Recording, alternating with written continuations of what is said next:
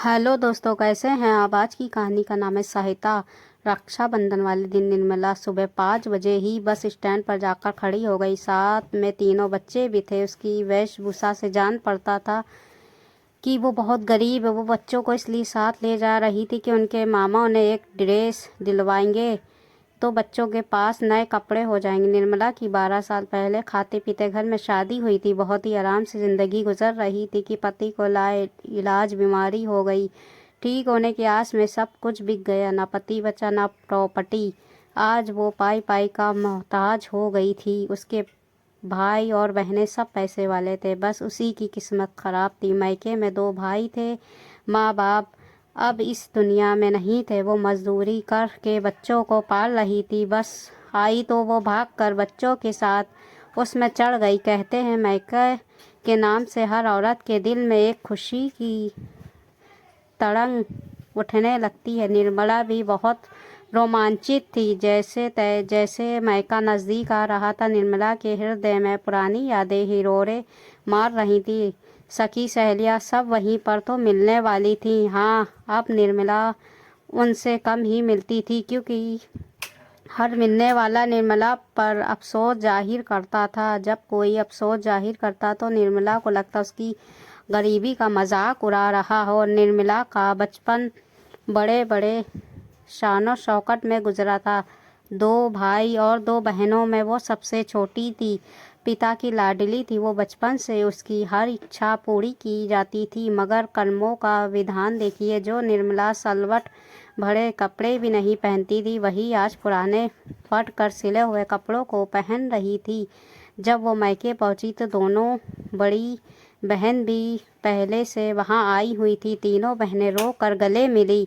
बड़ी बहनों की तरह निर्मला मिठाई वगैरह नहीं लाई थी, बस थोड़े से बतासे थे जिन्हें गिनकर खोपड़ों में डाल रखा था। खोपड़े भी 2 ही थे, जो भाइयों के लिए थे। भाभीियों और बच्चों के लिए सिर्फ राखियाँ थी, वो भी सस्ती थी। जब वो राखियाँ बांध रही थी तब भाभियाँ नाक भो सिकोड़ रही थी। निर्मला ने कोई ध्यान नहीं दिया, मगर दोनों बड़ी बहनें गौर से सब कुछ देख रही थी। बड़ी बहनों ने यह भी नोटिस किया कि निर्मला के बच्चों को भाइयों के बच्चे ही कारस से देख रहे थे। उधर कब बहनों ने राखी बांधी तो दोनों भाई 100-100 रुपए थाली में डालकर खड़े हो गए। बाकी का देना लेना भाभीियों को करना था। जब भाभीियों ने तीनों बहनों को एक एक सस्ती सी साड़ी और 20-20 रुपए दिए तो बड़ी बहन बोल पड़ी, भाभी हम दोनों को कुछ भी दे दो, मगर निर्मला को थोड़ा ढंग की साड़ी और बच्चों के लिए कपड़े दे दो, इसे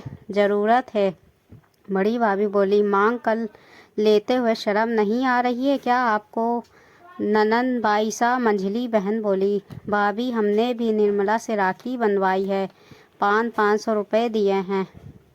बात मांगने की नहीं है, ज़रूरत की है। इस समय वो मजबूर है। छोटी भाभी बोली, सब कर्मों का फल है, इसमें हम क्या कर सकते हैं। घर खेत बेच कर सब इनको दे दें क्या। दोनों भाई खड़े खड़े सब सुन रहे थे। बड़ी बहन बोली, भाई आप दोनों सब सुन रहे हो, कुछ बोलते क्यों नहीं। छोटा भाई बोला, जो भी दिया जा रहा है तुम लोगों को ले लेना चाहिए, मांग कर लेना बहुत गलत है। बड़ी बहन बोली, कैसा भाई है रे तू, बीवी के सुर में बोल रहा, तेरा खुद का दिमाग है कि नहीं। बड़ा भाई बोला, दीदी लड़ना आई हो या त्योहार मनाने आई हो। बड़ी बहन बोली, शर्म आनी चाहिए तुम दोनों को, जो बीवी के गुलामों की तरह बोल रहे हो। अरे क्या नहीं है तुम दोनों के पास, शहरों में प्लॉट खरीद कर छोड़ रखे हैं। मगर जब निर्मला का पति बीमार था तब भी 1000 रुपए की सहायता नहीं की उसकी। बड़ी भाभी बोली, आपने की थी क्या इनकी सहायता। बड़ी बहन बोली, हाँ की थी, हम दोनों बहनों ने 50-50 हजार रुपयों की सहायता की थी, पूछ लो निर्मला से। बड़ा भाई बोला, की होगी आपने सहायता, मगर हम अपने बच्चों के लिए कमा रहे हैं, खैरात में बांटने के लिए नहीं। दोनों बड़ी बहनों ने भाइयों और भाभीियों के दिए पैसे और साड़ियाँ फेंक दी। बोली, रिश्ता ख़त्म, अब कोर्ट में मिलेंगे। अब इस करोड़ों की जायदाद के 5 हिस्से होंगे हम दोनों बहनें अपना हिस्सा लेकर निर्मला को दे देंगी। फिर दोनों बड़ी बहनें कौशल्या का हाथ पकड़कर उसे भी बाहर ले आईं, मगर कुछ देर बाद दोनों भाई भागते हुए पीछे आए और बोले, दीदी ऐसा मत करो, हम निर्मला की सहायता करने के लिए तैयार है। बड़ी बहन बोली, ठीक है, नहीं मांगेंगे हिस्सा, मगर तुम दोनों कल ही निर्मला के खाते में 10 लाख रुपए डाल देना, और जब ये अपने बच्चों की शादी करेगी तब भी इसकी सहायता का वचन दो। अगर मंजूर है तो ठीक है, वरना वही करेगी जो कहा है। दोनों भाई बोले, मंजूर है। बड़ी बहन बोली, सुनो, तुम ये कोई एहसान नहीं कर रहे हो, इसके हक का ही दे रहे हो, समझा देना अपनी पत्नियों को। इतना कहकर तीनों बहनें वहाँ से चली आईं। क्या बड़ी बहनों ने ये सही किया?